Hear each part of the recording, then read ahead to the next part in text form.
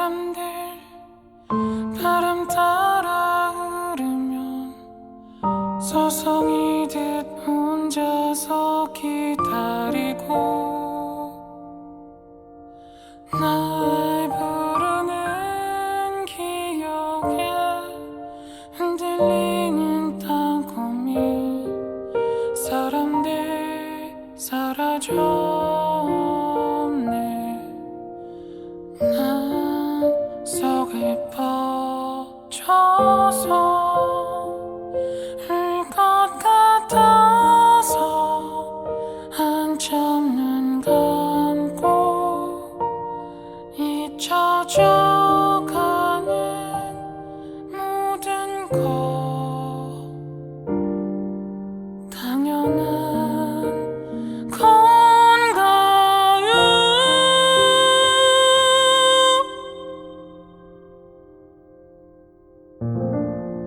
문학 라디오 헤이수의 문장의 소리. 안녕하세요. 문장의 소리 첫 책 특집 계속 이어가고 있습니다. 오늘은 그 세 번째 시간이에요. 세 번째 시간 첫 회 소설가들을 만나겠습니다. 저는 헤이수 작가님 대신에 오늘 DJ를 맡게 된 소설 쓰는 조혜진이라고 합니다. 문장의 소리에서 연출을 맡았어요. 네. 오늘 이 자리에는 세 분의 소설가 이승은, 조우리, 최정나 이렇게 세 분의 소설가를 모셨습니다.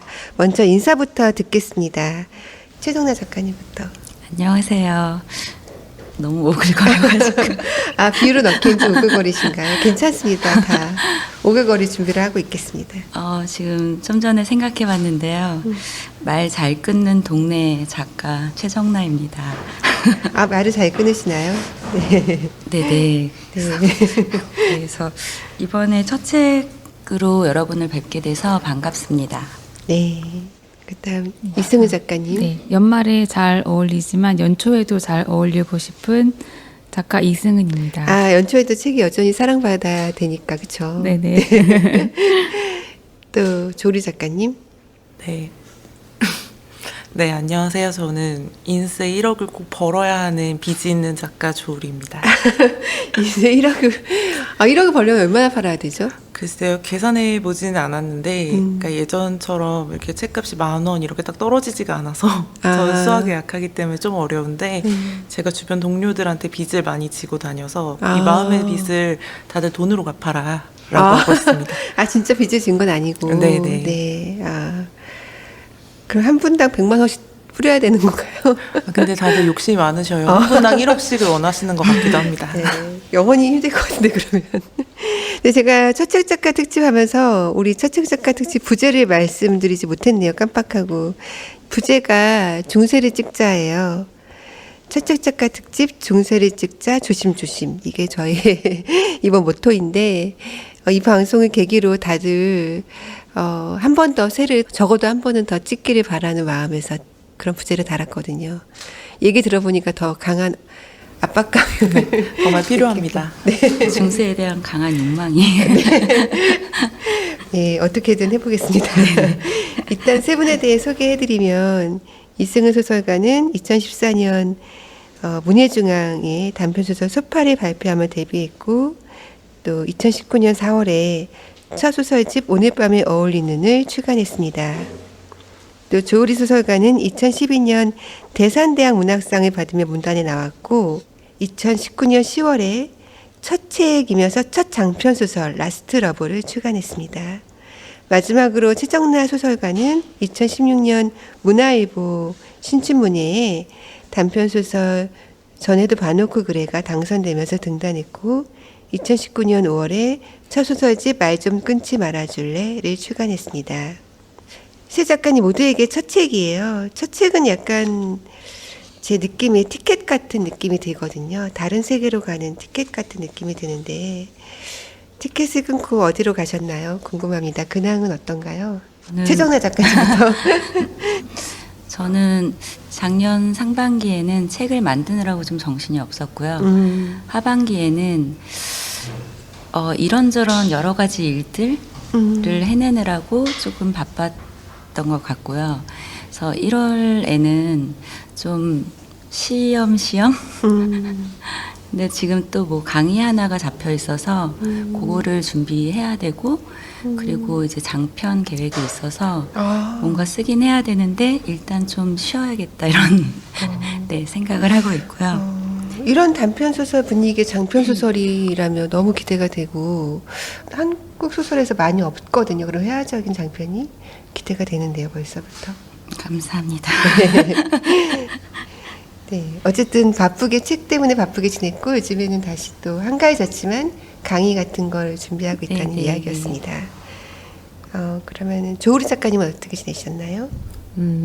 저는 이 질문을 듣고 이제 티켓이라는 표현에 대해서 좀 많이 생각을 해봤어요. 그러니까 사실 저는 이제 첫 책을 이 라스트 러브라는 작품으로 낼 거라는 생각을 하지 못했었고, 이 소설은 사실 2017년에 웹에서 연재가 됐던 소설이었는데 출간을 생각했던 소설은 아니었기 때문에 약간 좀 갑자기 당첨된 즉석 복권 같은 느낌이었다고 생각을 했는데 티켓이라는 말도 좀 잘 어울리는 것 같다. 되게 어떤 경품 이벤트에서 본의 아니게 받은 여행 티켓 같은 그런 느낌이 많이 드는 것 같고요. 그래서 이 책 덕분에 어쨌든 고생하며 다니던 회사를 퇴사하고 네, 집에서 열심히 소설을 쓰고 있고요. 사실은 이제 먼저 준비하고 있던 단편 소설집이 있어서 그 책도 이제 계속 준비를 하고 있습니다. 원래 단편 소설집을 계획하고 있었는데 이제 아마 문학삼이겠죠? 네. 문학삼에서 연재를 하다가 그 연재만 하고 끝날 줄 알았는데 책까지 출간하게 되어서 네, 그런 경우였군요. 네네. 알겠습니다.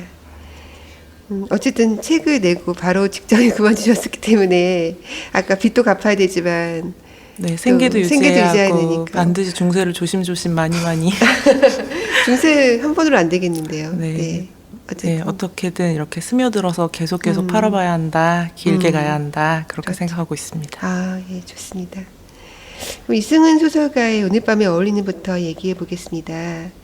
오늘 밤에 어울리는 이 단편집에는 8편의 단편소설이 수록되어 있어요. 물론 여러 인물이 나와서 모노드라마라고 할 수는 없지만 좀 굉장히 간소화된 무대의 연극 같은 느낌을 저는 받았는데 다른 분들은 또 어떻게 읽었는지 예, 최정나 작가님은 어떻게 읽으셨나요?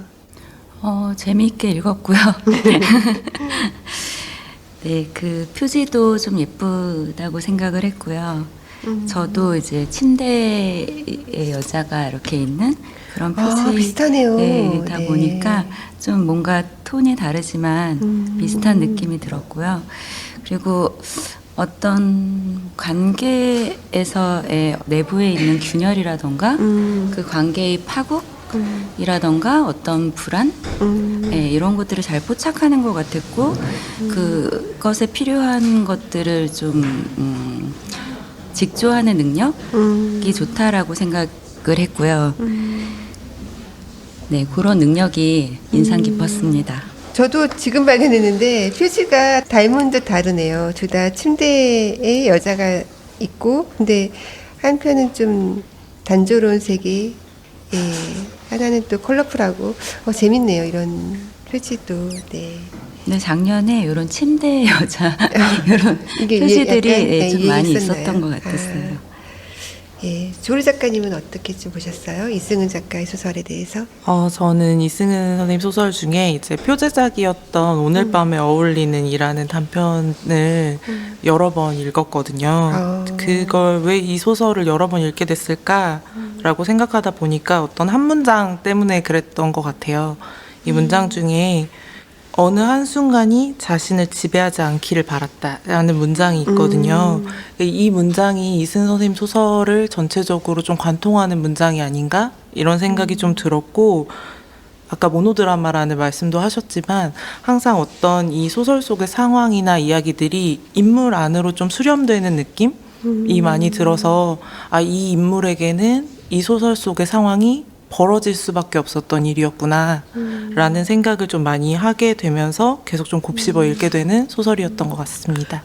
상황이 인물들에게 수렴되는 느낌. 네. 그런 느낌. 예. 그러니까 한 번 읽어도 좋지만 또 읽어도 새롭게 또 읽히고 맞아요. 다른 게 또 발견되는 그런 네네. 매력이 있었던 것 같아요. 저도 그 소파라는 단편을 한 3번은 읽은 것 같은데요. 너무 읽을 때마다 매력이 있어서 네, 저도 많이 공감이 되는 평이었습니다. 해설에도 나와 있지만 8편의 소설들을 읽으면 마치 부조리극을 보는 것 같아요. 그래서 그런 인물과 배경은 제한되어 있고 서술은 좀 장면 위주로 담백하고 그러면서도 내면적으로는 아까 두 작가님 말씀하신 것처럼 인물 사이에서 혹은 인물 내부에서 미세한 균열이 계속 감지되는 그래서 이승은표 소설 정말 확실하게 이렇게 각인시켜주지 않았나 이런 느낌이었어요. 또 최근에 발표하는 소설도 그런 연결되어 있고 분위기가 그래서 이런 분위기 담백하면서도 긴장감이 흐르고 뭔가 배경이나 인물의 숫자는 또 많이 제한되어 있고 이런 분위기의 단편 소설은 어떻게 형성된 건지 궁금해졌어요. 영향받은 작가는 또 있을까? 이런 느낌도 들었고. 제가 2011년도에 대학원 문창과를 들어가서 이제 소설을 본격적으로 써보자 하고 들어갔는데 그때 들어가서 이런 작가 좋아하지 않냐고 얘기를 많이 들어보기도 했는데 레이몬드 카버나 그쵸. 제임스 네. 샬터나 네. 피츠제럴드 이런 작가들 네, 단편들 영미 작가들 느낌이 그렇죠. 많이 좋아했고요. 그래서 여러 번 읽으면서 막 여러 가지 상황을 설명하거나 화려한 묘사나 이런 게 없는데 그리고 어떤 부분을 생략함으로써 오히려 더 효과적으로 뭔가를 보여줄 수도 있다는 그런 데의 매력을 많이 느꼈어요. 그리고 조금 더 이제 거슬러 올라가면은 20대 중반에 그때는 소설을 써야지가 아니고 그냥 영화를 내가 어떻게 만들어봐야지라는 생각을 할 때가 있었는데 그때에 아니 에르노의 그 소설을 봤었는데 문장이 정말 담백하고 특별할 게 없는데 뭔가가 이렇게 남아서 새로울 게 없는데 또 새롭게 느껴져서 이거는 뭐지라고 되게 그 아니 에르노의 소설에 큰 매력을 느꼈던 기억이 20대 중반에 있어요. 그리고 나서 그 이후에 이제 그러니까 영화는 이제 하지 말아야 되겠다라는 생각을 하면서 나중에 이제 소설을 쓰려고 마음을 먹다가 그 이제 이후에 그 영미 작가들에 빠졌던 것 같아요. 아무래도 자신이 좋아하는 작품을 좀 닮아가는 것 같긴 해요. 네. 근데 또 이승은 작가님의 또 물론 지금 열거하신 영미 작가님의 작품들을 저도 떠오르긴 했지만 또 이승은 작가님만의 또 매력이 또 충분히 있는 것 같아요. 앞으로도 어떤 작품을 쓸지 많이 기대가 됩니다. 부조리극처럼 보이는 이유를 아까 얘기했는데요. 사실 더 디테일하게 설명할 수 있어요. 저는 이승은 작가님의 소설들을 관통하는 키워드를 균열이라고 생각했는데요. 갑자기 일상에 누군가 혹은 무언가가 나타나면서 그 일상이 조금씩 흔들리기 시작해요. 등단적인 소파에서도 옆집에 수경이란 인물이 주인공 부부의 집에 들어오면서 이 균열이 시작되죠. 그런데 이 인물들이 어떤 누군가 들어왔을 때 균열되는 그런 상태를 잘 드러내진 또 않아요. 오히려 숨기는 느낌이에요. 그리고 다른 단편도 마찬가지고요. 왈츠의 커플, 남극 산책의 두 커플. 이렇게 쓰시려면 담백한 서술로, 담백한 몇 명의 인물로 이렇게 균열을 만들고 그 균열이 끝까지 막 유지해서 결국 인물들이 조금씩 변해가는 걸 이거 다 쓰려면 정말 평소에 엄청나게 관찰을 많이 해야 될 것 같은데 관찰력이 어떤가요? 풍부하신가요? 평소에 어떤 걸 많이 보시는 건지 궁금했어요. 평소에 영화를 좀 많이 좋아해서 많이 보고요. 너무 궁금해지. 어떤 영화 좋아하는지 궁금해지네요. 영화를 뭐 이것저것 많이 보는데 해피엔딩으로 끝나는 건 잘 안 보고요. 그리고 뭐 예를 들면은 다르단 형제 영화 같은 걸 좋아하는데 그런 영화들을 보면 인물들이 되게 불안한 상태에 있는데 그 촬영 기법이나 이런 것들이 또 역시 이렇게 친절하게 막 이런 상황이고 어떻게 진행될 거고 이런 것들을 설명해 주지는 않으면서 그렇게 진행이 되는데 거기에 저도 모르게 이렇게 저건 뭐지 하면서 빨려 들어가면서 보게 되는 그런 힘이 있더라고요. 네. 영화를 얘기하니까 제가 그 뒤이어서 하고 싶었던 질문이 사실 약간 롱테이크 기법으로 보는 영화 같은 느낌도 받았거든요. 네. 이제 거의 클로즈업이 없이 네네. 사실 소설에 1인칭이 없잖아요. 소설집인데 맞지 없는 거. 네네네. 이게 좀 드물거든요. 첫 소설집에 1인칭이 없는 경우는. 그래서 좀 이런 그 기법이 신선했어요. 그리고 계속 보고 싶은 그런 소설이었는데 그 이승은 작가님이 만들어온 그런 기법이 약간 영화에서도 많은 영향을 받았군요. 그럴 수 있을 것 같아요. 젊었을 때, 20대 때, 지금도 젊지만 20대 때 영화 감독을 꿈꾸셨던 것 같아요. 그렇죠? 네네. 그러니까 더 그런 기법의 영향을 받았지 않았나? 이런. 아마도 그랬을 것 같아요. 그러니까 시나리오를 이제 대학교 다닐 때 몇 편 쓰고 단편 영화를 몇 개 만들고 할 때 시나리오는 이제 1인칭으로 접근할 수가 없으니까 그게 조금 더 자연스럽고 인물을 이렇게 그러니까 저는 이 인물이 어떨까 궁금하면 그 인물 이야기를 쓰고 또 이 옆에 있는 이 사람은 어떨까 궁금하면 그걸 쓰고 그렇게 했기 때문에 어떻게 이렇게 인물이 왔다 갔다 하느냐라고 질문을 받으면 저는 일부러 그렇게 하는 게 아닌 것 같아서 그게 영화를 했었기 때문에 그런 영향이 있었을까 지금 생각을 하게 되는 것 같아요. 그렇죠. 여러 인물들이 이승은 작가님의 소설이 1인칭 한 명의 시점으로 쓰지 않고 여러 인물들 가령 한 테이블에 앉아있는 만약에 4명이 있다면 그 4명 한 명 한 명을 이렇게 롱테이크 기법으로 찍는 느낌? 이런 느낌이었거든요. 아마도 그렇기 때문에 하나의 어떤 시선보다는 겹겹의 시선이 가능했던 것 같아요. 그래서 겹겹의 시선이 가능했기 때문에 또 이승은 소설을 읽을 때만 느끼는 또 즐거움이 따로 있다는 그런 느낌을 받았고 더 다음 이야기도 궁금해지는 그런 소설집이었습니다. 이번에는 수정나 작가님의 말 좀 끊지 말아줄래? 이 소설집을 이야기해 볼게요. 이 소설집에는 7편의 단편이 실려 있습니다. 수정나 작가님의 소설집도 저는 읽으면서 역시나 부조리극을 보는 느낌을 많이 받았는데 근데 참 재밌는 게 이승은 작가님과 묘하게 대조적이에요. 표지처럼 닮았는데 닮지 않은. 이승은 작가님의 부조리극이 흑백톤이라면 최정나 작가님은 좀 컬러풀하다는 느낌을 받았어요. 그래서 인물들은 보다 직접적으로 말하고 그래서 그들의 욕망이 더 적나라하게 드러나고 그리고 인물들이 모인 곳은 좀 소란스럽고 또 문장은 굉장히 감각적이에요.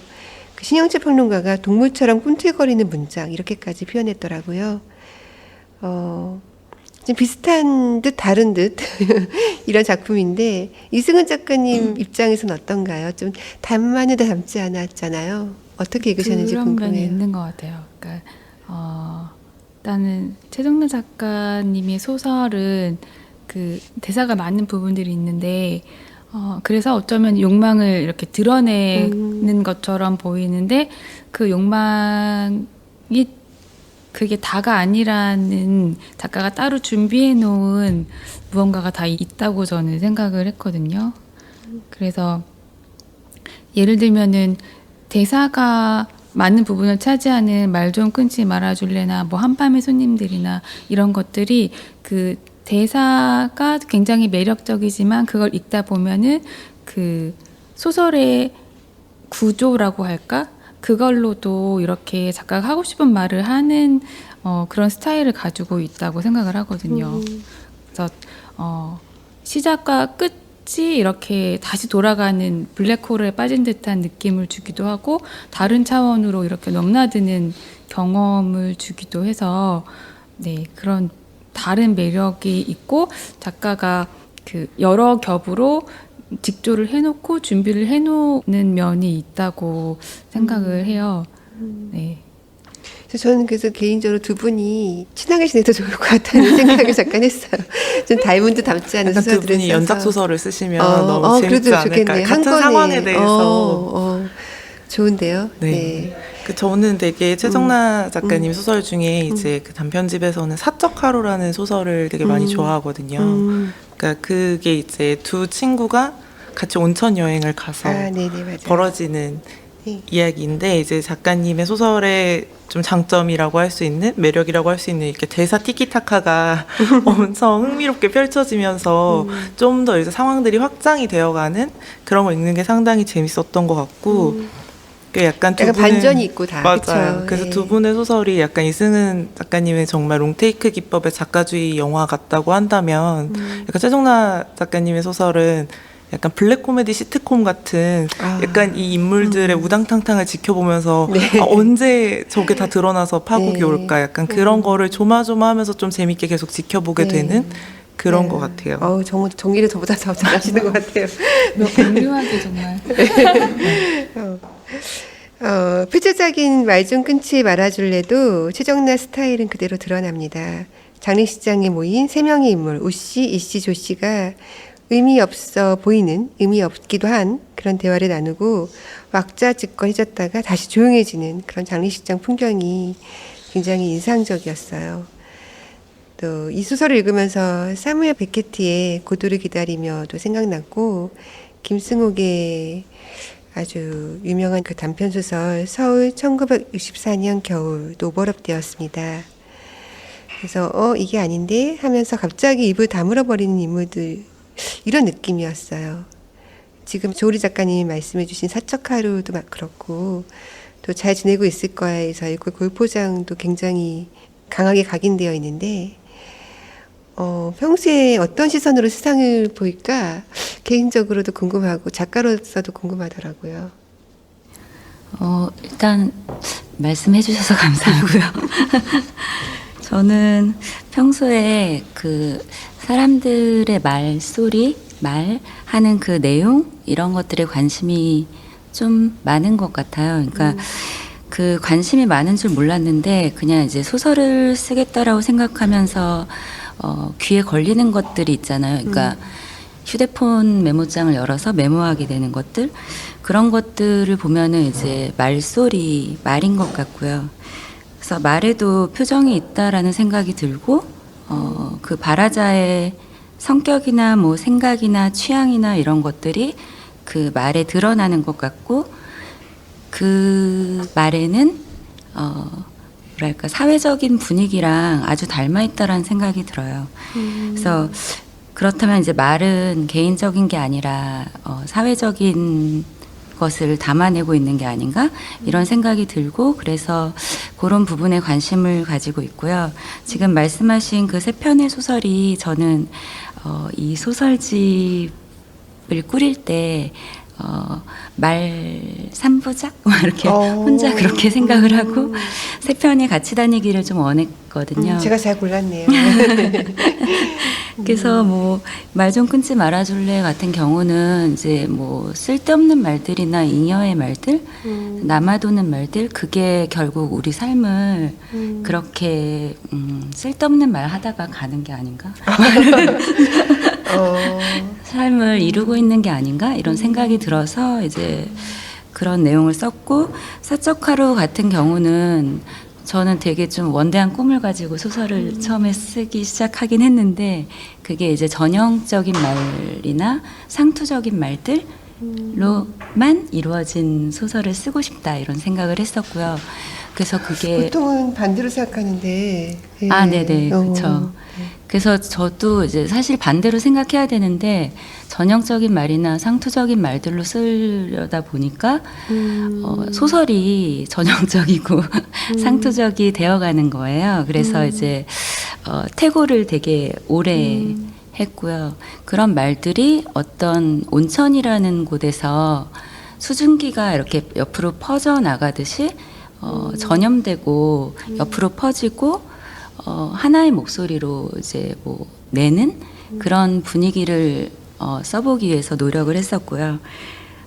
또 잘 지내고 있을 거야 같은 경우도 이제 욕망의 말들 그런 말들을 그냥 드러내고 싶다라는 생각을 했었고 제가 생각나는 그대로 막 다 쓰고 싶다 이렇게 생각을 해서 저는 그 소설을 쓸 때 그냥 뇌를 거치지 않고 나오는 말들 인물들이 좀 그쵸. 네, 그러니까 저는 어떤 이미지를 가지고 썼냐면 그냥 발화하자마자 내장이 같이 딸려 나오는 그런 이미지를 계속 가지고 있었고 그래서 그런 소설을 써보고 싶어서 쓴 게 이제 골프장 소설이었는데 그래서 저는 이거를 말 3부작이라고 개인적으로는 생각을 했는데 편집부에서는 소설을 묶을 때 죽음 3부작이다 이렇게 이야기를 하고 계신다고 들었어요. 그래서 되게 재미나다라고 생각을 했습니다. 네. 제가 약간 예상하지 못한 그런 기법이었어요. 사람들이 소위 말하는 상투적인 말로만, 여분의 말로만 소설을 한번 써보고 싶다는 그런, 보통의 그런 작곡과는 좀 멀어서 오히려 더 좀 약간 재밌고, 저의 생각도 약간 전환되려고 하는데, 그렇지만 또 그런 말들이 소모되는 느낌은 아니었고, 소설의 어떤 분위기를 많이 형성해주고, 또 그런 긴장감을 또 만들어주는 것 같아요. 그래서 다시 한번 읽어봐야 되겠습니다. 저는 이제 개인적으로 가족들이 모이는 소설들 잘 지내고 있을 거야. 전에도 봐놓고 그래. 한밤의 손님들이 좀 오래 기억에 남았어요. 이 가족들은 이제 식사 같은 걸 하기 위해서 주로 많이 모이는데 갑자기 근데 기껏 모였는데 어느 순간 갑자기 서로 낯설어하는 그런 가족들의 모습이 인상적이었어요. 한밤의 손님들 같은 작품이 대표적인데요. 엄마는 꾀꾀거려서 오리고 동생은 꿀꿀대서 돼지라는 주인공이 그렇게 호명을 하죠.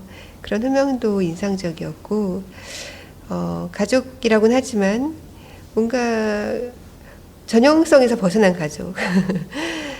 돈이나 이익을 중심으로 형성되어 있고 또 마당에서 그런 개고기 끓여 먹는 그런 욕망이 이렇게 진열되기도 하고 이런 평가가 있더라고요. 중산층 가족 이데올로기 비판의 연장선상이 있지만 그 밀도의 농후함은 타의 추종을 불허한다.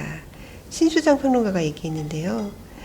그러니까 중산층 가족의 이런 가족 모임이 많이 등장하는데 이런 모임에서 갑자기 굉장히 온도가 낮아지고 농도는 농후해지는 이 순간 이 분위기를 통해서 작가님은 어떤 이야기도 하고 싶었을까요? 저는 뭔가를 비판하겠다는 생각은 없었고요. 그냥 비판이라는 건 계급이 있는 거기 때문에 네. 그래서 그냥 저는 제가 뭔가 이상하다라고 생각했던 것들 그런 그러니까 궁금하다 이거 왜 이렇게 됐지? 이거 좀 더 고민해보고 싶다. 이렇게 그런 부분들을 이제 소설로 쓰게 되는 것 같고요. 그런 부분들이 아무래도 좀 제가 일상을 살고 있기 때문에 일상에서 그런 의아한 것들이 많이 눈에 띄는 것 같고요. 그래서 쓰다 보니까 이제 뭐 그 일상적인 것들, 친밀한 것들, 뭐 관계, 친한 관계, 가족이나 친구나 뭐 이런 부분에 대해서 다시 생각해보고 고민해보고 하는 것 같아요. 그래서 그리고 이제 저 같은 경우는 소설 쓸 때 익숙한 것들을 가지고 와서 쓰는 걸 좋아하는데 공간이라던가 뭐 관계라던가 이런 것들이 우리 일상에서 이제 흔히 볼 수 있는 뭐 식당이라던가 그런 부분들을 가지고 와서 좀 낯설게 만드는 것들을 좋아하는 것 같고요. 그렇게 하다 보니까 이제 모르겠어요. 그러니까 그 어떤 시간이나 공간을 딱 도려내서 보여주려고 노력을 하다 보니까 읽는 사람들 입장에서는 이제 평소에 봤던 거를 그냥 보는 거는 익숙한데 봤던 게 이상하게 보이는 건 낯설잖아요. 그래서 아마 그렇게 말씀하시는 것 같고요. 그래서 제가 생각할 때는 그 피부 진단기 같은 거 있잖아요. 그래서 뭐 피부과에 가면 피부 진단기 이렇게 얼굴에 대잖아요. 그럼 수분, 지성 막 이렇게 네, 나오는 그리고 거. 막 얼룩덜룩하잖아요, 되게. 그래서 그런 걸로 보면 정말 보기 싫고 끔찍하고, 이게 내 피부 아닌데, 막 이런 생각 들잖아요. 그래서 그런 것 때문에 아마 그렇게 느껴진 것 같습니다. 익숙한 공간에 낯설게 그리고 겉으로는 멀쩡해 보였지만 안은 다른 이미 골마 있거나 깨져 있는 그런 관계에 대해서 천착한다는 그런 말씀이셨습니다. 또 최정현 작가님 소설의 전매 특허라고 한다면 회화적인 묘사와 유려한 대화, 굉장히 대화가 다른 단편에 비해서 많고 길어요. 이장욱 소설가도 에드워드 호퍼 얘기를 했는데 저도 에드워드 호퍼 그림이 계속 생각이 났거든요. 읽으면서. 그래서 이렇게 묘사와 대사를 잘하고 싶은 독자 예비 작가들에게 비결을 말씀해 주신다면? 그냥 저는 비결은 말이죠. 네, 자랑하시면서. 저는 평소에 생각하는 게 이제 뭐랄까 그 우리가 내면이라고 생각하는 것들 있잖아요. 그게 무엇일까라는 생각들을 좀 많이 하는 편이고요. 그리고 인간의 내면이라는 것 되게 좀 대단해 보이는데 그게 다들 별다르지 않다고 저는 생각하거든요. 그래서 예를 들면 우리가 욕망하는 것들 되게 비슷비슷하고 갖고 싶은 것도 비슷비슷하고 어떤 위치를 바라는 것도 비슷비슷하고 그리고 뭐 아파하는 거나 뭐 상처라던가 불안감이라던가 이런 것도 다 비슷하다고 생각을 해요. 물론 개인적으로는 되게 힘든 시간이지만 이제 멀리서 보면 그런 생각을 하기 때문에 제 소설에서는 내면 묘사가 없고요. 그래서 내면이라는 게 저는 다 비슷비슷하다라고 생각하기 때문에 내면 묘사를 하지 않고 과거 서술도 없고 그리고 과거가 없네요. 네네 그리고 네 공간도 이제 한정된 공간에다 밀어넣기 때문에 그래서 제가 쓰는데 이제 제약이 많이 따라요. 1인칭 시점도 별로 없고 한밤의 손님들 같은 경우에 이제 1인칭으로 네. 쓰이는 한 편인데요. 한 편이 있군요. 네네.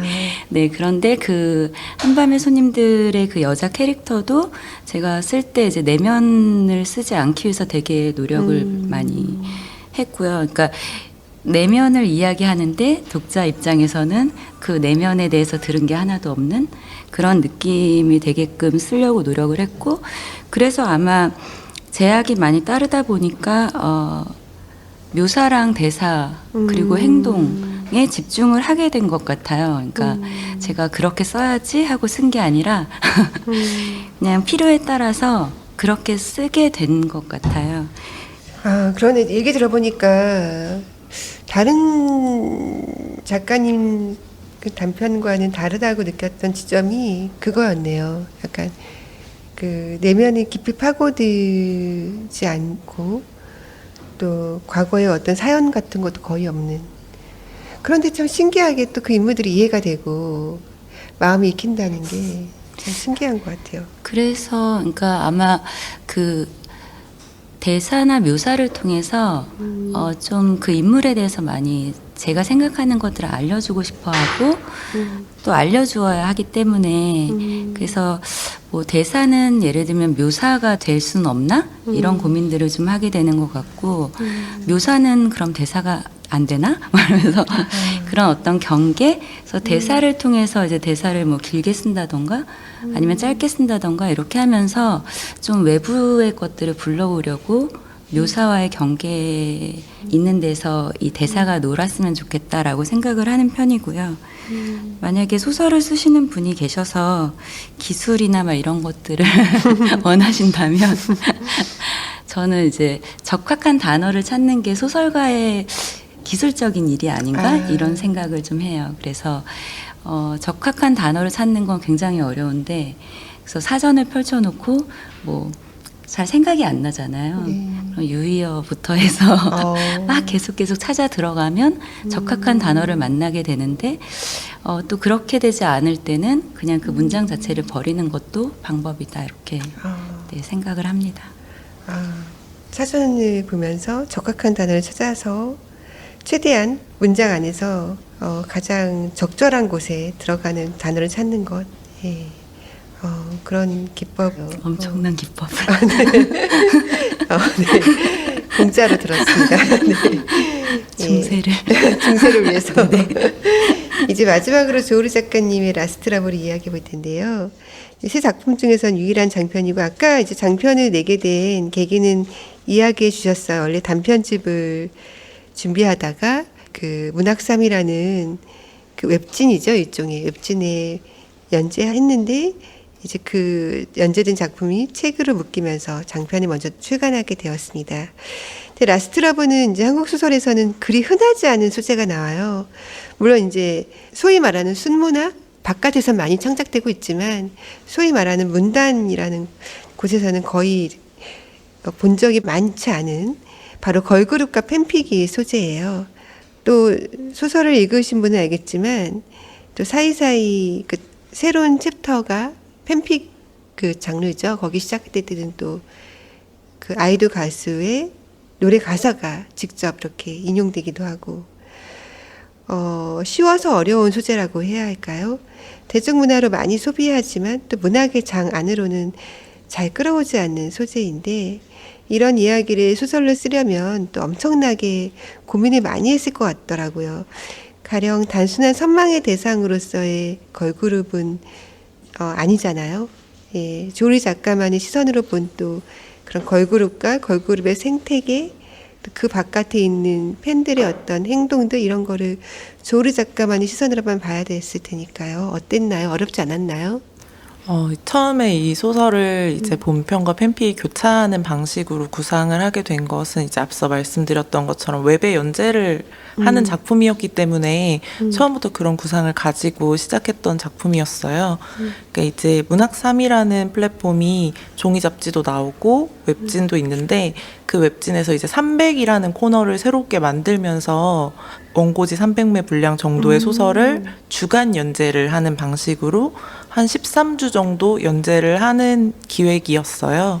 그래서 저는 이제 처음에는 그 기획이 새롭게 시작되는 기획이었기 때문에. 아, 1회셨나요? 제가 청탁을 받았을 때는 아직 시작되지 않았었고, 네, 미리 준비되어 있다가 이제 순차적으로 연재를 하는 시기였어서 아직은 그 이전에 어떤 것을 참고로 하지 않는 좀 새로운 시도라고 생각을 했고, 그리고 이제 그때 편집자님께서 말씀하시기를 뭔가 그냥 재밌는 거, 독특한 거, 하고 싶은 거 망설이지 말고 해보세요, 이렇게 말씀을 하셔가지고 웹에서만 그럼 할 수 있는, 또 주간 연재라는 폼에서만 좀 할 수 있는 새로운 걸 좀 해보고 싶다라고 생각을 했을 때, 저에게 약간 온라인에 올라오는 소설이라고 하면 가장 먼저 떠오르는 게 좀 팬픽이었던 것 같아요. 그러니까 제가 예전에 많이 즐겨 읽고 저도 쓰기도 하고 하면서 저는 이제 이 소재가 어렵다고 생각하진 않았고 되게 저의 일상과 가까이 붙어있는 소재였기 때문에 아마 이때 쓰지 않았다면 또 언젠가 썼을 것이지만 마침 잘 맞는 형식의 연재 제안이 왔기 때문에 이런 소재를 택하게 됐고요. 그래서 웹에서 연재를 할 때는 이 팬픽 파트에는 유튜브 영상이 같이 붙어 있었어요. 그래서 노래를 재생하면서 들을 수 있도록 그렇게 되었고, 또 이제 순차적으로 올라오다 보니까 뒤에 어떤 이야기가 나오는지 모르는 상태로 이제 이분들이 팬픽을 보게 되면서 약간 보드게임에서 선택지를 선택해 가듯이 좀 이렇게 점점 소설이 연재되면서 좀 퍼즐 조각이 맞춰지는 형식의 소설이 되었으면 좋겠다. 그래서 이제 제 소설에 나오는 아이돌 그룹 이름이 파인캐럿이 좋아하는 제로캐럿인데, 이 제로캐럿이라는 팬들이 모이는 팬 사이트가 만약에 있다면 거기에 번갈아 가면서 소설들이 올라온다면 약간 이런 느낌이 되지 않을까? 그렇게 생각하면서 연재를 했기 때문에 책으로 사실 만든다고 했을 때 여러 가지 좀 생각이 있었어요. 팬픽을 다 걷어내고 본편의 분량을 늘리는 방법으로 할 수도 있었고, 아니면은 조금 더 팬픽을 아예 본편 안으로 집어넣어서 액자 소설처럼 할 수도 있다고 생각을 했는데, 그래도 이제 이 구성을 계속 가고 싶다라고 생각을 해서 이런 형태의 교차되는 소설이 나오게 됐습니다. 소설을 보신 분들은 알겠지만 책이 굉장히 예뻐요. 그 본편 지금 말씀하신 것처럼 이제 그 본편과 팬픽이 교차된 얘기인데요. 팬픽을 이제 또 모르는 분도 계실 것 같아요. 팬픽은 제가 알기로는 아이돌 그룹의 팬들이 가상으로 네, 쓰는 그렇죠. 그러니까 자기가 좋아하는 그쵸. 대상, 예. 어떤 스타를 등장 인물로 하는 새로운 창작물이라고 보시면 될 것 같은데 이게 이제 낯설다 보니까 독자분들의 반응이 되게 극단적이어서 되게 무슨 얘기인지 하나도 모르겠다 하시는 저 처음에는 분들도 있었고 다 이렇게 팬픽인지 모르고 읽어서 네네. 갑자기 내용이 가지고 이렇게 변해서 너무 많이 튀어나간다 그래서 예. 어떤 분들은 이제 이 그룹이 망해서 갑자기 편의점 알바를 하고 저도 처음에 있다. 그렇게 읽었어요. 네, 뭐 이렇게 읽으시기도 네. 하고 그래서 저는 사실은 되게 뚜렷한 독자층을 생각하고 쓴 소설이어서 네, 오히려 넷진. 이제 이 바깥에 계신 분들이 보고 해주시는 말들이 다 너무 신기하고 그것도 좀 재미있었던 것 같아요. 이 팬픽은 이제 보통 멤버들 사이의 사랑 이야기예요.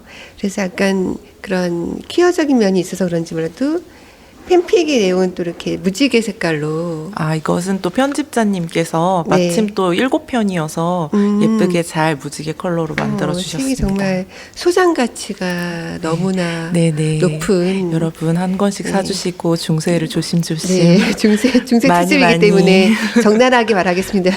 네. 중세를 찍겠습니다. 지금 당장. 네. 온라인 서점에 접속하시거나 가까운 서점으로 달려가셔서. 그래서 또 팬픽이 시작될 때는 또 우리가 이게 익숙한 그런 그 대중가요 걸그룹 주로 걸그룹이었던 것 네, 같아요. 지금 가사가. 활동하고 네. 있는 걸그룹의 네, 가사. 실제 노래 가사들을 네. 넣었고요. 그 노래들을 또 모티브로 제가 쓴 팬픽들이기도 해서 아, 네, 그 소설 안의 내용이 노래의 내용과 어우러지는 편이라고 생각합니다. 그 FX, 트와이스, 오마이걸 이런 그룹이 나오던데 네네. 이 그룹들의 팬만 해도 엄청나지 않나요? 그러게 말입니다. 뭐 아직 하시는 모르시나 겁니까? 봐요. 네. 지금 자신들의 아이돌이 지금 네, 1만 2천 아이돌 팬들이요. 소설에서 찢어지고 있는데, 네. 그런데 이 팬픽 같은 경우는 이제 그 키워드가 퀴어, 지금 말한 퀴어, 사랑, 뭐 어떤 그런 것이 많은데, 또 조리 작가님이 공들여 썼을 것 같은데, 이 팬픽을, 또 팬픽을 따로 이렇게 쓴 의도가 있었을 것 같아요. 어떤 메시지가 있었을 것 같은데, 어떤가요? 실제로 아이돌 그룹의 팬들도 팬픽을 쓸 때 이제 제 소설 안에 본편 부분에 나오기도 하지만 자기가 좋아하는 스타에게 되게 다양한 현실 속의 상황 혹은 어떤 비현실적인 상황들을 선물하기도 해요. 그 약간 그런 마음이 좀 있었던 것 같아요. 어쨌든 여성 아이돌 걸그룹이라는 존재가 현실에서 마냥 행복하고 즐겁고 아름다운 세상에만 있을 수 없기 때문에 예, 그들이 맞아요. 빛나는 무대 위에 있지만 사실은 그 사람들이 그 무대 밖에서 어떤 일을 겪고 있을지 어떤 어둠 속에 있을지를 우리가 다 알 수 없잖아요. 그런데도 그냥 그게 있다고 생각하고 짐작하고 걱정을 하면서 그 걱정을 그냥 걱정으로 내버려 두는 게 아니라 이 인물들에게 좀 밝은 세상, 다른 세상, 좀 다른 이야기를 주고 싶다는 생각을 많이 해서 오히려 어떤 독자분들은 본편이 더 팬픽 같고 팬픽이 더 그냥 현실의 이야기를 다룬 단편 소설 같다. 저도 그런 생각 들었어요. 네, 그런 말을 그러네요. 많이 하시더라고요. 네, 이승은 최정래 작가님이 라스트 러버를 홍보해준다면 짧게 해주신다면 막내 아닌가요, 조르 작가님이? 아, 그렇게 됐나요? 너무 좋네요. 네, 맞죠? 맞아요. 막내를 위해서 짧게 홍보해주신다면? 저도 뭐 팬픽이나 뭐 아이돌 스타나 뭐 팬덤 문화나 이런 거에 대해 잘 몰랐는데 이제 이 소설을 읽으면서 아 이렇게 다큐멘터리랄까 현장 리포트랄까 하고의 소설의 중간에 있는 것 같다라는 생각이 들었고요. 그리고 발문을 쓴 천일환 작가의 예, 그 발문에서 되게 인상적인 말이 있어서 제가 좀 적어 그걸로 네. 아마 홍보가 다 되지 않을까. 읽어주세요. 내 눈에 이 소설은 조우리가 지금껏 사랑했고 또 앞으로 사랑할 여성 아이돌과 그들의 팬 모두를 위한 거대한 팬픽으로 보인다는 것. 그리고 뒤이어서 이런 말이 나오는데 나는 부디 이 책이 한국의 수많은 여성 아이돌과 그 여성 팬들의 바이블이 되기를 바란다. 여성 아이들의 바이블. 네네. 네. 그래서 팬분들이 좀 많이 네. 사주셨으면 좋겠습니다. 네. 이승은 작가님이 저도 그 팬픽이 세계로 조은희 작가님 덕분에 이제 처음, 입덕하셨군요. 예, 접하게 됐는데요. 이렇게 그래서 그 아무 어떤 대가 없이 이렇게 순수하게 누군가를 좋아하고 응원하는 마음에 대해서 생각을 해봤어요. 그래서 제가 생각해본 문구는 그 시절 애틋하고 섬세한 사랑의 세계로 초대합니다. 이거 어떻게 마음에 드시나요? 네, 너무 카피를 좋은데요. 써주셔서 너무 좋네요. 네. 이제 거의 마칠 시간이 다 됐는데요. 마지막 인사 대신에 첫 책을 냈으니까 두 번째 소설도 당연히 내야죠. 두 번째 소설에 대한 이야기를 듣는 것으로 인사를 대신하겠습니다. 어떤 소설을 준비하고 있는지 최정나 작가님부터. 저는 지금 소설을 준비를 해야 되는데요. 하고 싶은 네. 작품이라도 얘기하셔야 됩니다. 저는 일단 장편을 쓰고 싶고요. 근데 이제 장편을 워낙 잘 못 쓰고 처음 시도해보는 거다 보니까, 여기 이만큼 썼다가 버리고 저만큼 썼다 버리고 이렇게 되는 게 많은 것 같아요. 그래서 지금 뭐 한 300매 정도씩 쓰다가 이제 그냥 둔 소설들이 꽤 있는데, 꽤요. 그러니까 예를 들면 한밤의 손님들에 나오는 그 두 사내들이 있어요. 벽에 숨어 있는 사내들, 그 사내들을 가지고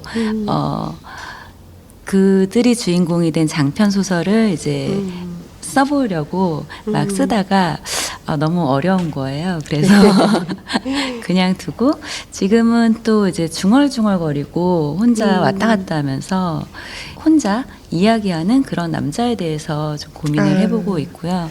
그래서 아무래도 9월 정도에 이제 연재가 시작될 거기 때문에 뭔가 빨리 해야 되지 않나. 네, 2020년 9월부터 네네네.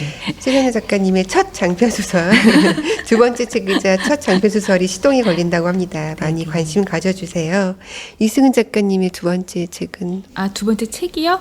기획하고 있는 책 계획은 없고요. 그냥 네. 제가 쓰고 싶은 거는 네, 단편이 네. 될지 장편이 될지는 모르겠지만 역시 커플이 나올 것 같아요. 제 소설에 좋네요. 다 커플이 나오는데 역시 커플이 나올 것 같고 그 커플과 다른 누군가와 우연히 만나서 얽히게 되는 이야기를 써보려고 합니다. 예. 단편 소설 분위기가 좀 연장선상에 있을 것 같아요. 네, 조리 작가님은 네, 저는 이제 앞서 말씀드렸던 단편 소설집 출간을 좀 준비하고 있어서 이제 제가 2011년부터 2019년까지 발표하거나 발표하지 못했던 소설들 중에서 이제 추려서 추려야 돼서 단편집을 준비하고 있습니다. 아마 2020년 상반기쯤 나오지 않을까. 그럼 곧이네요. 가장 여기 이 셋 중에서는 가장 빨리. 네. 네. 네. 지금까지 2019년 첫 책을 낸 세 분의 소설가와 첫 책 특집 중세를 찍자 조심조심 이야기를 나눠봤습니다. 이제 저는 세 분을 보내드리고 이어서 2부에는 첫 책을 낸 세 분의 시인들을 만나겠습니다. 지금까지 저는 소설 쓰는 조혜진이었습니다. 반갑고 감사합니다. 감사합니다. 감사합니다.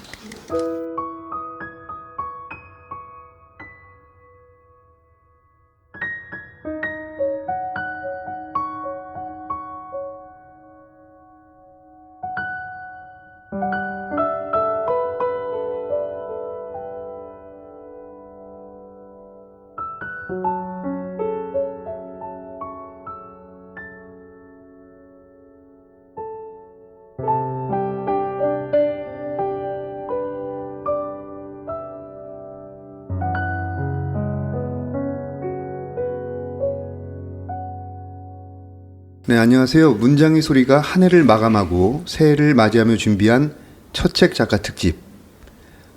제목이 중세를 찍자 조심조심입니다. 저는 문장의 소리에서 진행을 맡은 헤이수입니다. 오늘 첫 책을 내신 세 작가분을 만나볼 텐데요. 시인 세 분을 모셨습니다. 김은진님, 김승일님, 임지은 시인님 스튜디오에 함께 하셨는데요. 본인 소개를 부탁드립니다. 안녕하세요. 요즘 사랑이란 단어를 달고 사는 주황색 멍자국의 시인 김승일입니다. 좋습니다. 네, 저는 무구함과 소보로라는 시집을 낸 임지은인데요. 시집 안에 있는 시 제목으로 저를 소개해 보려고 하는데, 모르는 것이 많아서 궁금나무를 기르고 있는 임지은입니다. 네, 궁금나무를 기르고 계시는 임지은님. 네. 안녕하세요. 저는 책방에서 빗소리를 듣다가 고구마와 고마워는 두 글자나 같네 라는 생각을 하고 시를 쓰는 김은지입니다. 네, 고구마와 고마워는 두 글자가 같네. 네. 김은지 시인님은요 2016년 실천문학으로 데뷔하셨고요. 책방에서 빗소리를 들었다에 이어서 고구마와 고마워는 두 글자가 같네를 출간하셨습니다. 그다음에 김승일 시인은요 2007년 서정시학으로 데뷔하셨고 시집 프로메테우스를 출간하셨습니다. 주황색 멍자국이라고 하셨나요? 네네, 주황색. 표지가 주황색이라서 그런 의미도 있고요. 네, 한번 좀 멋지게 한번 해보려고. 멋졌어요. 네. 마지막으로 임지은 시인님은 2015년 문학과 사회로 데뷔하셨고 시집 무구함과 소보로를 출간하셨습니다. 제가 굉장히 궁금한 게 있는데 그 시집을 내시기 전과 후에 일상의 변화가 있나요? 특히 김승일 씨. 네, 엄청난 변화가 있었다고 생각이 되고요. 일단은 좀 당당해졌다고 해야 되나? 그런 게 있는 것 같아요. 그러니까 시집이 어쨌든 시인에게 있어서는 명함 역할을 좀 하는 것 같아요. 시인들은 사실 특별한 뭐 직업이라든지 명함 이런 것들을 갖고 다니지 않는데 시집이 나오니까 어쨌든 저만의 어떤 시세계랄까 그런 것들이 확고해지고 사람들도 더 많이 알아봐 주는 것 같고 그런 좀 당당함과 떳떳함 그런 것들이 있는 것 같습니다. 그렇죠. 네네. 시집 한 권이 없을 때는 양력 적기도 되게 좀 초라하잖아요. 짧죠. 짧죠.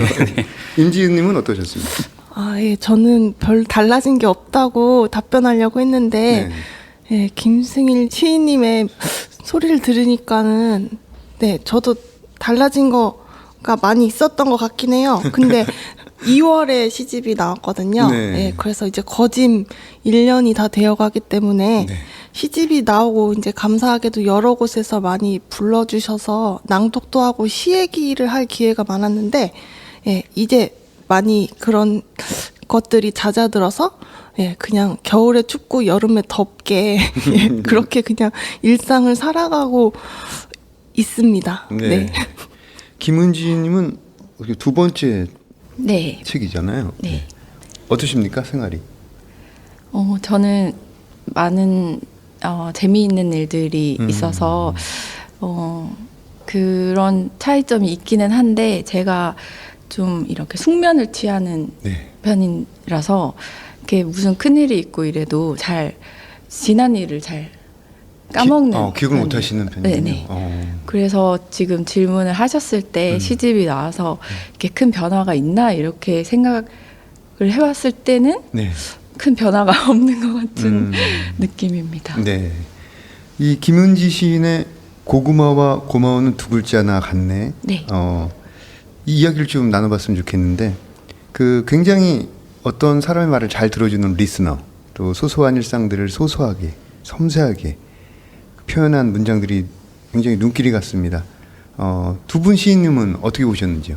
제가 TMI이긴 한데 김은지 시인하고 저하고 같은 대학 동기예요. 네. 그래서 저희가 문창과에서 같이 공부를 했는데 근데 조금 특이한 게 저희 둘 다 원래 문창과가 아니라 탁과생이었다가 문창과로 전과를 해서 그때부터 알고 지내서 어떻게 이렇게 시집까지 같이 같은 해에 나오는 영광을 누렸는데 그래서 김은지 시인의 시를 저는 아주 옛날부터 읽어왔기 때문에 그 존재를 약간 공기 같다 라고 저는 느꼈거든요. 그래서 그만큼 편안하고 자연스러운 느낌의 시를 쓰는데 사실 공기가 고맙다는 거는 밀폐된 공간이 있거나 아니면 숨이 막혀봐야지 알게 되잖아요. 그렇죠. 네. 근데 그렇게 참 뭔가 위안을 주는 시를 쓰는 사람이, 공기 같은 시를 쓰는 사람이 옆에 같이 있어주는 게 참 고마운 일이라고 고백하고 싶습니다. 보통 인연이 아닙니다. 진짜. 네네. 더욱이 이제 다른 학과를 공부하시다가 문창과로 전과한. 전 사실 그런 학생들이 더 발전 가능성이 높다고 보거든요. 왜냐하면 이제 문해창작학이라는 분야에 다양한 물기를 끌어들일 수가 있어요. 저는 굉장히 긍정적으로 생각합니다. 김승일님은 어떻게 보셨습니까? 네. 임지은 시인님이 김은지 시인님하고 원래부터 이렇게 친분이 있다고 하시니까 좀 부럽기도 하고 앞으로 저는 좀 더 친해지도록 하겠습니다.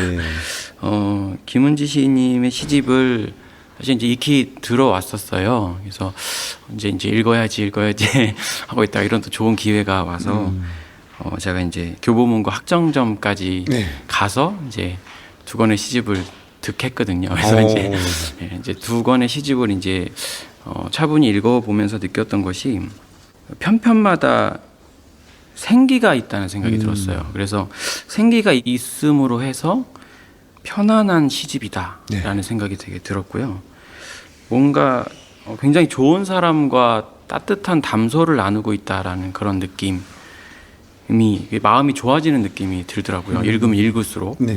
그래서 이걸 마치 좀 비유를 해보자면 걸음종이로 이렇게 물이 빠져나가는 그런 소리를 듣고 있는 것 같다라는 느낌. 그러니까 굉장히 세밀하지만 뭔가 편안해지는, 누군가가 이렇게 따뜻한 뭔가 이렇게 커피를 내려주는 느낌 같기도 하고. 근데 그 미세한 소리나 질감이 저에게 느껴진다는 그런 감각들이 많이 다가오더라고요. 그래서 이런 시인이 있어서 참 다행이다. 이런 생각이 좀 들기도 했고, 시마다 이렇게 한 구절에 이렇게 되게 오래 머물러 있을 수밖에 없는 순간들이 있는 것 같아요. 근데 그게 그냥 단순히 좋기 때문에 오래 머물렀다라는 표현보다는 진짜 편안한 집에 와 있기 때문에 우리가 일어나기 싫어지는 그런 느낌들이 있잖아요. 계속 더 안정감을 갖고 거기에 머무르고 싶다라는 느낌, 그런 느낌들이 편편마다 정말 많았던 것 같아요. 그래서 참 좋게 읽었습니다. 지금 몸이 좀 떠 계시는 것 같은데. 이 시집을 엮을 때 고구마와 고마워는 두 글자나 같네. 이 시집을 엮을 때 어떤 영감을 지배하는 것들이라고 해야 할까요? 중심 생각이라든지 떠나지 않던 어떤 이미지라든지 이런 걸 좀 말씀해 주실 수 있나요? 떠나지 않는 이미지는 없는 것 같은데요. 그 뭔가 어떤 이미지에 사로잡혀서 살지는 않는 것 같고요. 이 시집을 그 책방에서 빗소리를 들었다를 엮을 때는 저를 대부분 모르신다는 생각이 드니까 저의 이야기를 너무 많이 하면 그분들이 부담을 느끼실 수 있다는 생각에 좀 많이 뺐어요. 이 정도는 모르는 사람이 읽어도 그렇게 과하지 않겠지? 이런 것들을 제 나름대로 엮었고, 두 번째 시집이 어떻게 좀 빨리 나오게 되다 보니까 이번에는 그냥 친한 사람한테 왜 믿고 얘기를 하는 기분으로 좀 뭐 부족하거나 조금 너무 내 얘기 같은 것도 그냥 보여드려도 괜찮겠지라는 생각으로 엮어가지고 첫 번째 시집이 나왔을 때는 부모님한테 알려드렸거든요. 전화로. 근데 두 번째 시집은 읽으실까봐 좀 걱정이 되는 거예요. 저희 이제 약간 제가 뭐 슬퍼하거나 고민하는 부분도 들어있기 때문에 부모님은 안 읽으셔도 좋겠다라는 생각에 안 알려드렸어요. 근데 전화가 와서 책이 잘 팔리고 있냐 이러면서 어떻게 아시더라고요. 언니 오빠가 아마 말을 한 것 같아요. 어떻게 첫 번째 책과 두 번째 책 중에 조금 시장에서의 반응은 어떤 게 더 좋습니까? 비슷비슷한 것 같습니다. 다행이네요. 둘 다 좋다는 얘기를 들립니다. 시 고구마라든지 어떤 스피커, 머핀, 스콘 뭐 이런 작품들을 보면은 그 소소한 이야기를 소소하게 그리면서도 또 본인의 이야기를 하듯이 안 하듯이 또 담담히 풀어나가는 방식이 눈길이 갔고, 어떤 소나무가 가득한 숲에서 솔방울이 소리 없이 툭 떨어지는 듯한 어떤 그런 인상도 받았는데요. 어떻게 나름의 시쓰기 방식이 있다면 좀 들려주시죠. 저는 여러 편을 같이 쓰는데요. 그냥 힘을 되게 빼면 뺄수록 좋은 것 같아서 제가 지은 언니랑 임지은 시인이랑 친하잖아요. 네. 근데 임지은 시인이 정말 매일 시를 쓰시는 분이거든요. 그러니까 제가 알고 있는 가장 성실한 작가이신데 그 영향을 받아서 그런지 저도 계속 시를 써야 되는 태도는 지금 장착이 돼가지고 네. 근데 오늘 시를 써야지 하고 이렇게 어떤 날은 시 어떻게 쓰는 거지? 이런 기분이 들어요. 들죠. 정말 아무것도 모르겠고 한 번도 써본 적 없는 기분이 드는데 그러다가 오늘 시가 안 써지나 보다 하고 메모장에 있는 걸로 그냥 이렇게 뚝딱뚝딱 했는데 그게 막 3개월간 뿌듯함을 주는 시가 되기도 하고 네, 그래서 그냥 저의 방법은 따로 없고 안 되면 될 때까지 계속 써라 뭐 이런 방법이 그렇죠. 있습니다. 예. 그 왜 어느 나라의 기후사, 인디안 쪽에 있는 기후사들은 비가 내리게 한대잖아요. 비가 올 때까지 계속 내리기 때문에 비슷한 이미지가 떠오르는데요.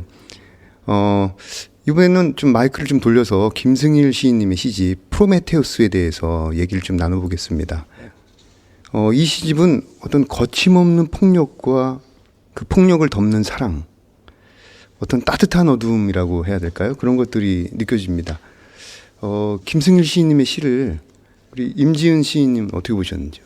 네, 좀 읽는 내내 아무래도 좀 폭력적이고 약자가 많이 피해자로 등장하는 시들이 많아서 좀 마음이 편치는 않았는데 그래서 너무 슬퍼서 이게 실화다라고 읽으면 안 될 것 같아서 이거는 어떤 영화야 라고 생각하고 읽었어요. 근데 어떻게 시인의 말부터 뭔가 이미지적으로 그려지는 게 많더라고요. 그래서 꽃이 폈는데 그게 커터칼 끝에서 어떤 그런 폭력으로 피어나는 장면? 그런 것들이 되게 잘 그려졌고 또 나름 웃기는 장치나 그런 시적 장치를 많이 넣으셔서 그렇게 다루는 방식이 재밌는 부분이 있어서 잘 기획된 시집이라고 느끼면서 읽었습니다. 네. 그 뭐 커터갈 끝에서 피어나는 꽃도 그렇지만 그 4월이라는 시집을 보면 이 폭력성이라고 해야 되나요?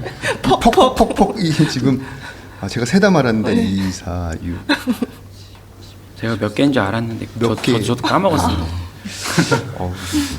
세고 계십니다. 300개 정도? 15 곱하기 15? 예, 퍽퍽퍽퍽. 굉장히 목련이 진다 이렇게 서술돼 있어요. 그래서 폭력의 미학 이런 말이 좀 떠오를 정도로 김은지님은 어떠셨습니까?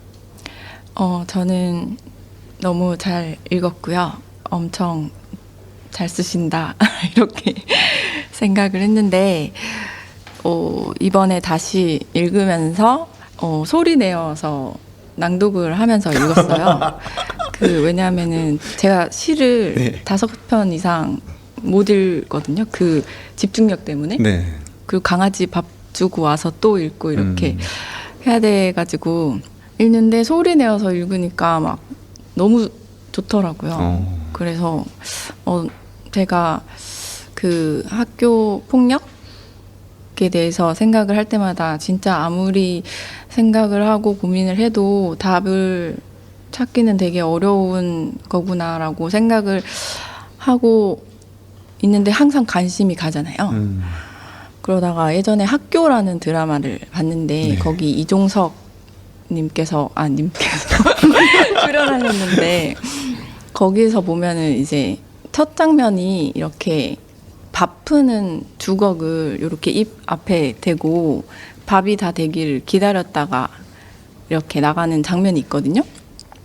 근데 그 학생은 자기가 뭐 폭력을 가하기도 했고 그런 것들 때문에 정리되지 않은 채 살아가는 삶을 보여주는데 그 밥 주걱을 입에 대고 있는 모습이 그냥 너무 사람으로 보이는 거예요.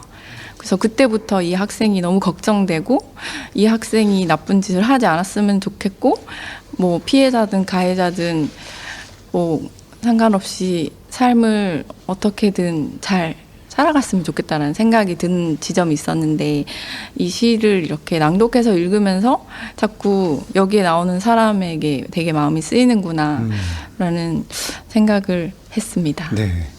이 시집 프로메테우스를 보면 그 현재형으로 계속되고 있는 학교 폭력과 학교 교육의 문제점들을 여실히 느낄 수 있습니다. 지금 교육 쪽에서 일을 하고 계시나요? 네, 그러니까 시집을 내기 전부터 좀 그런 생각이 있었어요. 그러니까 그냥 단순히 지면에서만 시를 쓰고 언어와 싸우는 것이 시인의 역할은 아닌 것 같다, 그런 좀 생각이 들었고요. 시집이 나옴과 동시에 좀 더 열심히 활동을 했던 것 같아요. 학교 현장에서 어떻게 그 폭력의 실제들을 만날 수 있을까, 그런 것들을 고민했고, 근데 그 고민의 결과가 좋았던 것 같아요. 실제로 네. 그 현장에 갔기 때문에 또 제가 볼 수 있는 부분들이 분명히 있었고, 실제로 한 학생을 구하기도 했어요. 예, 그러니까 정말 충격적이었던 것이 어떤 한 학생이 체육복을 입고 그냥 교문을 나가는 거예요. 네. 근데 이제 제가 직감적으로 이제 동물적으로 제가 갖고 있는 어떤 그런 감각들이 있기 때문에 네. 아, 뭔가 문제가 있는 학생 같다. 따라가 봤더니 그 학생이 하는 말이 거의 다 울다 지친 얼굴 같은 그런 모습이었거든요. 더 이상 이 학교에서는 배울 것이 없다. 이런 말을 저한테 하더라고요. 울먹이면서. 저는 직감적으로 그게 어떤 뜻인지를 알겠더라고요. 그래서 물어봤더니 그 한 반에서 네. 본인을 이제 괴롭히는, 집단으로 괴롭히는 학생들이 있었고, 그것들을 그냥 제가 내버려 두지 않았던 것 같아요. 그러니까 보통의 이제 모든 선생님들이 그런 건 아니지만, 좀 더 기다려 봐라. 언젠간 좋아질 거다. 이런 얘기들을 사실 많이 하잖아요. 그러니까 지연시키기가 싫었고요. 실제로 그 아이의 손을 잡고 어떻게든 그것들을 해결하려고 노력을 했기 때문에 한 2, 3주 뒤에 그 학생이 교문을 들어오는데 웃고 있는 표정을 제가 보게 됐어요. 네, 그래서 그때 정말 행복했고, 뭔가 실제적인 어떤 변화가 필요하려면 뭔가 움직일 수 있는 사람들이 분명히 필요하구나, 그런 생각들을 했고, 그게 또 시 쓰기에 또 반영이 되는 것 같더라고요. 네. 그 시 단추 뜯기는 계절이라든지 창백한 파란 점, 그다음에 성기의 기술, 피아노의 쟁점, 이런 작품들을 보면은 그 학교 폭력 이런 모습들이 좀 보이는데, 이 성기의 기술은 그 학주, 학생주의 선생님 이름이에요. 네네. 학생주의 선생님 이름인데, 이 극과 극은 또 통한다라는 말이 있잖아요. 네. 극적인 폭력을 이야기하면서도 또 그 깊이 관조하는 어떤 눈, 또 이러한 현실마저도 사랑하고 이렇게 품고 가려는 어떤 이런 마음들이 느껴지는데, 네. 시를 쓰실 때 좀 어떤 생각을 하면서 쓰셨는지 조금 더 얘기를 들어보겠습니다. 네. 제 삶을 좀 관통해 왔거나 네. 또는 관통 중인 그 일상의 폭력들이라고 해야 되나요? 그런 것들이 전 서로 좀 연결되어 있다는 생각을 많이 하면서 네. 시를 쓰고 있는 것 같아요. 그러니까 어떻게 보면 그 아주 단순한 일상의 말소리라든지 움직임, 이런 것들을 통해서도 제가 경험했던 과거의 기억이 막 너무 구체적으로 떠오르는 그런 순간들이 있는 것 같거든요. 그렇죠. 예. 그러니까 그게 마치 비유를 하자면 창가에 쌓인 먼지처럼 잠잠히 가라앉아 있다가 입김이라든지 어떤 창가에 부는 바람 때문에 햇빛 가득한 허공으로 날아오르는 그 먼지를 그렇죠. 보고 있는 것 같은. 그렇죠. 그게 이제 감정이 될 수도 있고 어떤 스토리가 될 수도 있고 제가 좀 다른 사람보다 훨씬 더 예민하게 느끼는 어떤 감각일 수도 있다는 생각이 들어요. 그게 심리적이든 물리적이든 그 폭력에 의해 찍힌 도장의 윤곽들이라고 그렇죠. 하는 그런 느낌이 저는 드는데 그걸 되게 빨리 알아채는 게 심장이라는 생각을 합니다. 그러니까 제가 화사한 폭력이라는 시에서도 내 심장 소리를 듣고 있는 그런 모습들이 나오거든요. 그러니까 어떤 폭력자에게 또는 가해자에게 어떤 압력을 받았을 때 또는 주먹이 날아왔을 때 그것을 받아내야만 하는 사람의 심리랄까, 그런 것들을 결국 완벽하게 드러내는 것은 심장이 아닐까라는 생각을 하면서 자꾸 시를 쓰게 되는 것 같아요. 그렇죠. 그래서 그런 두근거림에 자꾸 귀를 기울여야 되지 않을까.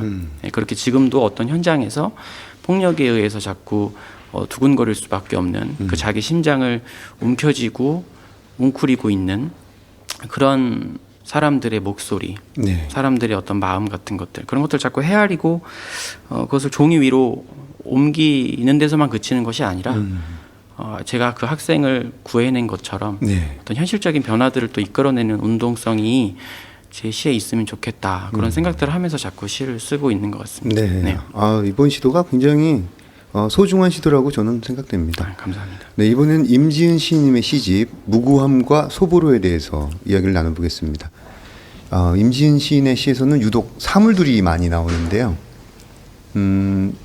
사물들의 열거라기보다는 사물마다 제각기 역할이 있고 또 한편으로는 또 아무 역할이 또 없어 보이는 그런 인상을 받았어요. 어떻게 우리 김은지 시인 네. 어떻게 보셨습니까? 네, 너무 좋게 봤고요. 진짜 언니는 시를 정말 본인이 생각한 시작 출발점에서 완전히 다른 게 나올 때까지 정말 열심히 쓰시거든요. 네. 근데 한 권의 책으로 묶어서 그 과정을 다 봤는데 한 권의 책으로 보니까 완전히 또 새롭게 보이는 거예요.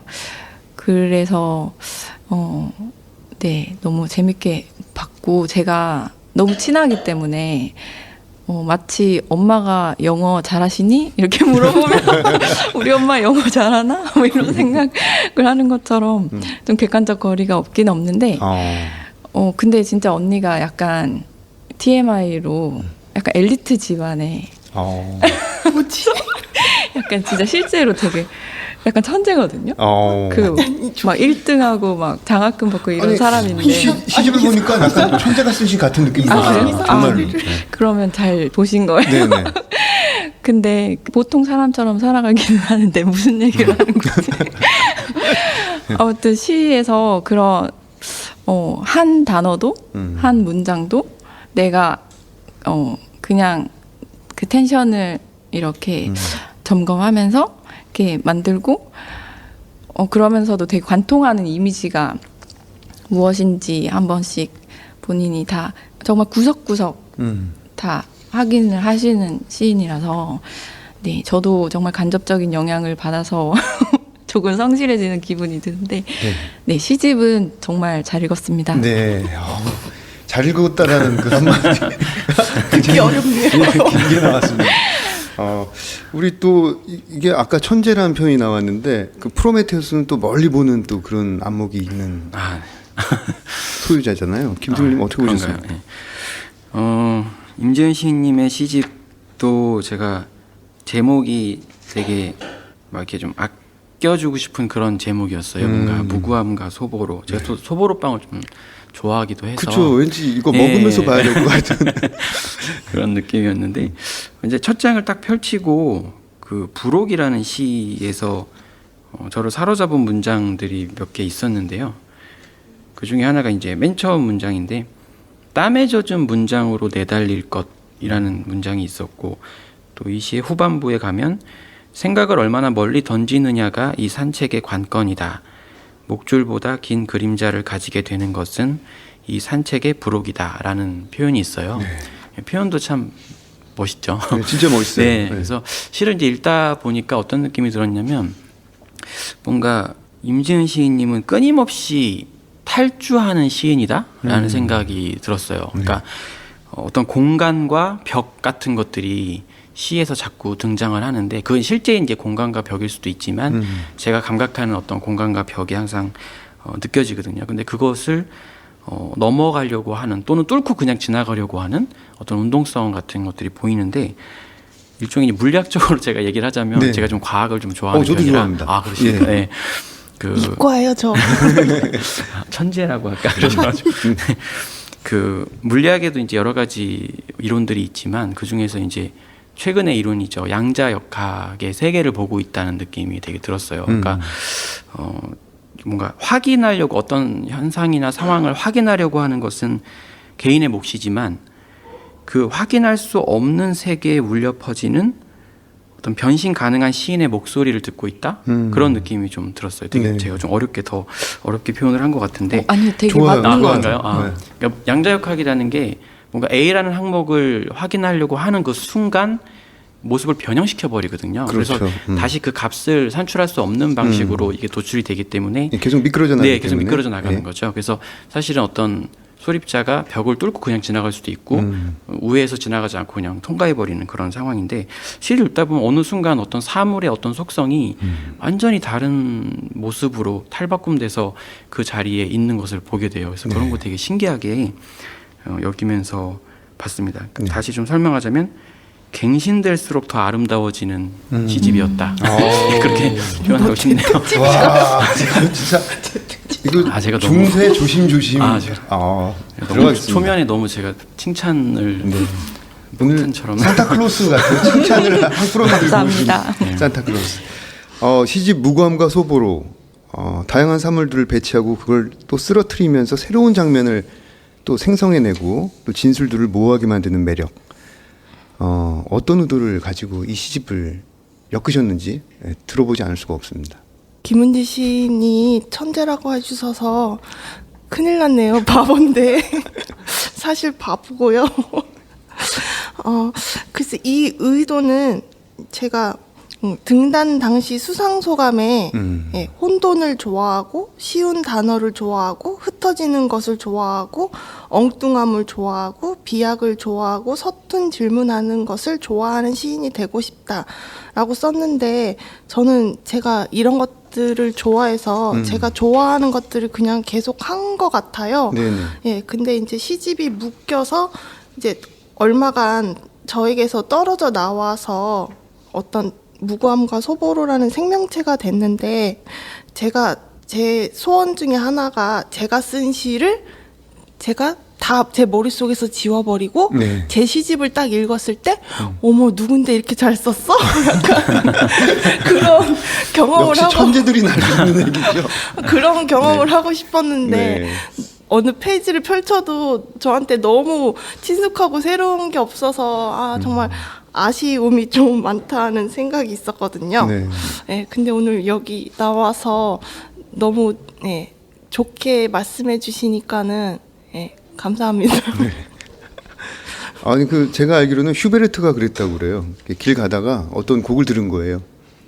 이 곡 너무 좋은데 누가 만들었냐고 그랬더니 슈베르트라고 하는 그 얘기가 있는데 임지은님도 보니까 약간 좀 그 작품 모르는 것이라든지 검정 비닐, 기분의 도서관, 론리 푸드 어떤 이런 시들을 보니까 독특한 발상에서 시작된 시들이 굉장히 눈길이 갔습니다. 임지은 시인님만의 시 쓰는 방식이 궁금해집니다. 제가 어릴 때부터 지금까지 가장 많이 듣는 말 중에 하나가 엉뚱하다는 말을 평소에 많이 듣는데 그런 거를 이제 생각이나 상상에 그치는 게 아니라 그게 머릿속에서만 머무는 게 아니라 정말 일상생활에서 그게 튀어나오거든요. 그래서 시의 많은 소재들이 제가 직접 한 말 아니면 그냥 오늘 겪은 일을 이렇게 생각해 볼 수 있을까? 아니면 어떤 책을 읽었는데 그 단어를 제가 제 오독해서 잘못 읽은 거죠. 그런 식으로 해서 시가 시작을 해요. 그래서 저는 특별한 스케줄이 없으면은 그냥 매일매일 글을 쓰려고 책상 앞에 앉아서 이제 한글 창을 띄우고 거기에 제가 말했던 그런 시의 씨앗 같은 것들을 뿌려요. 그래서 하나의 시를 끝까지 진득하게 완성하는 편은 아니고, 물론 그렇게 쭉 단번에 써내려간 시도 아주 간혹 있기는 한데, 보통 그렇게 동시다발적으로 여러 시를 쓰면서 그것에 이제 몸집을 부풀려 나가거든요. 그렇게 초고가 완성이 되면 제가 오랜 시간 동안 같이 시를 쓰면서 공부를 하고 있는 한현희 시인이 있어요. 그분과 합평을 하고 이제 퇴고를 합니다. 그래서 퇴고하는 과정에서 아까 이렇게 미끄러진다고도 말씀하셨고, 시가 처음과 끝이 달라진다라고 했는데, 시를 제가 붙잡고 있는 게 아니라 시가 가는 방향으로 나아가려고 해요. 그래서 시가 이제 퇴고를 할수록 초고랑 많이 달라질 때도 있고, 두 개의 초고를 하나로 합칠 때도 있고, 그렇게 여러 방식으로 조합하고 병치하면서 전혀 다른 충돌을 기대할 때도 있습니다. 네, 보니까 조합, 충돌, 병치 역시 양자역학적 개념이 상당히 들어가 있네요. 어떻게 김승일 시인님께 네. 궁금한 거 있으면은 네, 있습니다. 예, 지금 시간을 드리겠습니다. 네. 원고를 어제 받았기 때문에. 네. 네. 프로메테우스 시집에 네. 키스라는 단어가 네, 네. 자주 보이던데. 네, 저도 자주 봤어요. 키스. 네, 어떨 때는 반복이 되고 어떨 때는 그냥 한 행이 아니라 한 연이 되어 버리는 그 두 글자를 쓰셨을 때 뭔가 여기에서 키스는 도저히 제가 알고 있는 게 아닌 것 같은 거예요. 그래서 약간 당구장에서 알이 부딪히는 거를 말하나? 이른바 쪽이라는. 내가 아는 게 아닐 것 같은데 이러면서 이 시인에게 이 단어는 어떤 의미여서 자꾸 변주되는 것일까라는 질문을 생각해냈습니다. 네. 되게 좋은 질문이라는 생각이 들고 아까 그 제 시를 막 이렇게 낭독하실 때 소리내서 읽어보니까 더 좋다고 말씀해 주셔가지고 사실 그때 되게 저는 머릿속으로 이렇게 환희를 지르고 있었거든요. 네. 사실은 제가 되게 좋아하는 게 또 시 낭독이기도 하고 실제로 이제 스포큰 워드라고 이제 새로운 그 낭독 장르를 통해서 자꾸 이렇게 뭔가 낭독을 통해서 뭔가 전달하려고 하는 그런 활동들을 하고 있었는데 또 그런 칭찬을 들으니까 뭔가 더 힘이 났습니다. 예. 지금 말씀해주신 질문에서도 이제 키스라는 단어가 자꾸 나온다고 이제 하셨는데 사실 그 죽은 자들의 포옹이라는 시에 사실 이제 한번 나오고 네. 또 이제 뒷부분에 그 당구공 맞아요. 당구공 나오는 당구공과 당구공이 딱 만날 때 그거 이제 키스하는 그 붉은 입술이 될 수도 있고 붉은 입술과 흰 입술이 될 수도 있겠죠. 그런 키스의 장면들이 나오긴 하는데 사실 이제 이게 어떻게 보면 제가 폭력이라고 하는 지금 거대의 항이잖아요. 사실은 시로 드러내기에도 어렵고 또 일반 대화로 풀어나가기에도 사실은 굉장히 좀 큰 주제일 수 있는데 그 폭력과 함께 항상 제가 같이 기량하고 있는 다른 항이라고 해야 되나요? 그게 사랑이라는 생각을 항상 하는 것 같아요. 네. 제가 만약에 폭력에만 매몰되어 있다면 저 스스로 너무 힘들 것 같고 그렇죠. 실제로 첫 시집 이후에 굉장히 몸이 많이 힘들었어요. 그러니까 그 세계에 많이 몰입되어 있다 보니까 제가 이렇게 뭔가 점점 움푹움푹 꺼지는 그런 느낌들을 받았는데 말 그대로 이제 폭력이 제가 갖고 있는 어떤 감각들을 구심점으로 끌어당기고 있는 거라면 사랑은 원심력으로 자꾸 저를 펴는 작업인 것 같아요. 그래서 그것이 균형이 맞을 때 좋은 시가 나오지 않을까라는 생각을 하는데 키스는 어떤 면에서 그런 그 폭력과 사랑의 접촉면을 얘기하고 싶었던 네. 것 같아요. 그래서 제가 어딘가에서도 한번 얘기한 적이 있는데 앞으로는 그 폭력자 또는 어떤 폭력이 깃든 어떤 상황에서 절대로 고개를 숙이지 않겠다.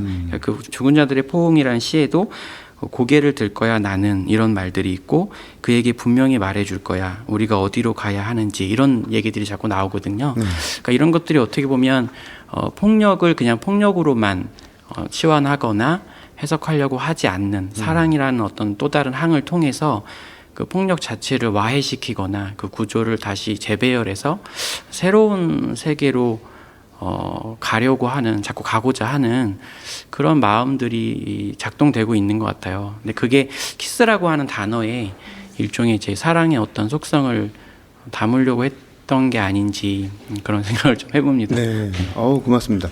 질문도 좋고 대답도 좋고 그렇습니다. 현문현답이라고 할까요? 네. 감사합니다. 김승일님은 여기 김은지님께 궁금한 점이 있으시면. 네네. 아까도 이제 시를 읽으면서 되게 좋다고 얘기를 했는데 궁금한 게 그거였어요. 그러니까 평상시의 화법과 시를 쓰실 때의 그 또 화법이 있을 수 있잖아요. 네. 그것이 일치하는지 되게 무척 궁금하더라고요. 제가 상당히 비슷합니다.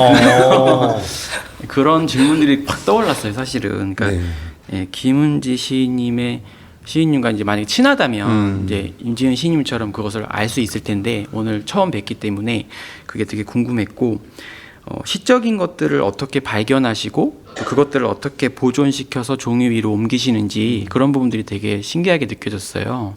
그러니까 시적인 부분들을 촉발하는 그 지점이라든가 발견하는 지점이 굉장히 사실은 일상적이고 아까 힘을 빼신다는 말씀하셨듯이 정말 어깨에 힘이 하나도 안 들어가 있는 그래서 너무나 흡수가 잘 되는 그런 시적인 방법들을 취하고 계신 것 같은데 그게 화법과 어떤 관련이 있는지도 궁금하고 네. 또 시적인 지점들을 시적인 것들을 어떻게 건져 올리시는지 그런 것도 참 궁금하다는 생각이 들었습니다. 네. 간결한 답신 부탁드립니다. 네. 화법을 말씀드리면 거의 똑같은 것 같고요. 근데 제가 다양한 거를 엄청 중요하게 생각을 하거든요. 그래서 뭐랄까 다른 화려하고 낯설고 현대적인 멋진 시들이 있지만 그 시는 다양한 목소리와 다양한 어투가 필요하기 때문에 내 목소리 써도 돼 라고 저 자신을 여긴 자리가 많기 때문에 제가 가장 잘 쓰려고 생각하면 좀 더 고민을 할 것 같아요. 근데 그게 아니라 가장 잘 쓴 멋진 시를 한참 보다가 그냥 김은지 목소리의 시를 읽고 싶은 사람도 있을 수 있으니까 네. 그냥 용기를 내서 내 목소리로 쓰자 이렇게 생각해서 저는 제 목소리에 가깝게 쓰는 편이고요. 그 시의 발견 같은 경우도 그 목소리와 비슷한 것 같아요. 최근에 쓴 거는 작년 신상 TV라는 건데 TV를 사려고 하니까 올해 신상 TV는 구매하기 되게 부담스럽잖아요. 네. 그래서 자연스럽게 작년에 나온 거면 충분히 좋고 가격도 적당하겠지라는 생각에 그런 걸 발견하면은 이거는 내 목소리로 시를 쓸 수 있겠다라는 생각이 들어서 구체적인 예로 한번 말씀을 드려봤습니다. 네. 어느덧 약속된 시간이 다 되었는데요. 문장의 소리 청취자분들께 마지막 인사 남겨주시죠. 임지은 시인부터. 첫 번째 시집을 내고 여러 가지 기회 중에 문장의 소리에 출연할 수 있게 돼서 감사했고요. 네, 내년에 저희가 팀 분리수거라는 낭독회를 김은지 시인, 강혜빈 시인, 김은지 시인, 저 이렇게 넷이서 진행을 하거든요. 혹시 관심 있으신 분들은 그 분리수거 낭독회도 한번 검색해 주시면 감사하겠습니다. 네, 분리수거 낭독회 검색하면 나오죠. 네. 예, 이번에는 김승일 시인. 네. 마지막 인사로 이제 이거를 꼭 얘기하고 싶었는데 네. 어떻게 보면 이제 제가 지금 쓰고 있는 시이기도 하고 앞으로 또 계속 시를 써 나갈 것이기 때문에 다음 시를 어떻게 쓸 것인지에 대한 고민들은 어떤 시인이든 다 하잖아요. 네. 그래서 그런 측면에서 제가 첫 시집에는 우리가 어디로 가야 하는지 아무도 물어보지 않아도 되는 나날들을 만날 수 있다면 햇빛 같은 웃음이 나올 텐데 라는 표현을 한 적이 있는데 그러니까 뭔가 제가 이제 항상 얘기하는 게 그냥 지면 위에서 종이 위에서의 시쓰기가 아니라 지면을 넘어서서 지면에서 가능해지는 시쓰기라는 얘기를 자꾸 요즘 합니다. 그래서 그게 땅지자를 얘기하는 거거든요. 그 종이 위에서만에 멈추는 것이 아니라 정말 지면에서 우리가 땅을 딛고 살아가는 존재이기 때문에 네. 착지해야 되는 또 존재이기도 하고 그래서 우리가 디디고 사는 이 대지 위에서 일어나고 있는 여러 가지 사건들, 상황들 이런 것들을 좀 더 다독이면서 시를 썼으면 좋겠다라는 생각을 오늘 또 이렇게 이렇게 녹음을 하면서 네. 더 많이 느끼게 된 것 같습니다. 네, 감사합니다. 네. 김은지 시인.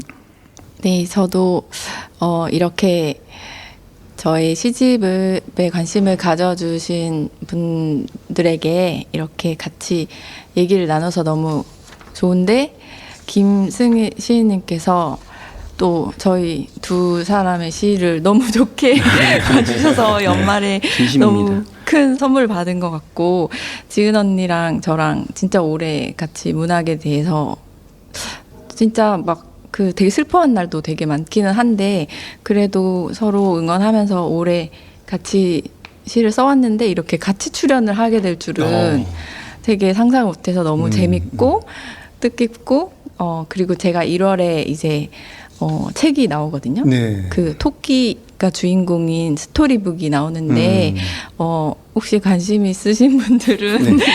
제목이 뭐예요? 제목은 아직 아직 말하면 안 안 되는데 되겠어요? 1월에 이제 곧 출간이 돼요. 네. 그래서 관심을 가져주시면 정말 정말 감사하겠습니다. 네, 알겠습니다. 문장의 소리 첫 책 작가 특집, 김승일님의 프로메테우스, 김은지님의 고구마와 고마워는 두 글자나 같네, 임지은님의 무구함과 소보루. 청취자분들의 많은 관심을 부탁드립니다. 저는 지금까지 헤이스였습니다. 감사합니다. 감사합니다. 감사합니다. 감사합니다.